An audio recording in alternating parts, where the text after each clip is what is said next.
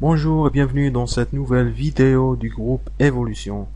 Alors, après vous avoir parlé du livre L'effet cumulé et de son auteur d'Alan Hardy lors de la première vidéo, un de mes amis m'a demandé de lui donner un peu plus d'idées sur le contenu du livre.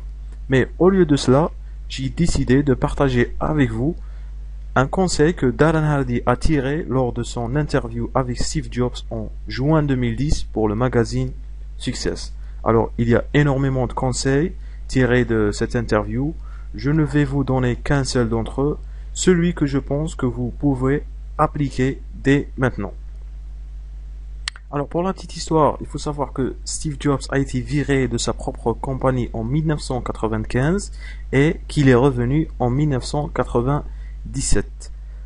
Alors, quand Steve Jobs est revenu en 1997, la compagnie avait perdu 1,2 milliard de dollars. Et après qu'il soit revenu, il a supprimé 70% des produits qui se faisaient à l'époque.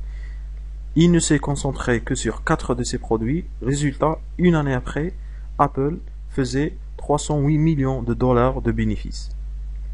Pourquoi? Eh bien, Steve Jobs a utilisé une stratégie assez simple. Il ne s'est concentré que sur l'essentiel afin de pouvoir innover et améliorer la qualité. Lors de son interview avec Darren Hardy, quand Darren Hardy lui a posé la question « Quel est le produit duquel tu es le plus fier ?» Steve Jobs a répondu « I am as proud of what we don't do as I am of what we do », ce qui veut tout simplement dire « Je suis aussi fier des choses qu'on ne fait pas que des choses qu'on fait ». Et il a écrit dans son livre « Deciding what not to do is as important as deciding what to do », ce qui veut dire décider des choses à ne pas faire est aussi important que décider des choses à faire.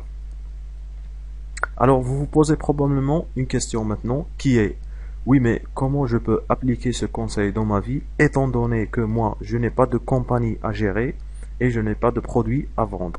Alors Darren Hardy nous donne un élément de réponse. Il faut savoir que quand Steve Jobs est revenu en 1997, la stratégie qu'il a utilisée est simple.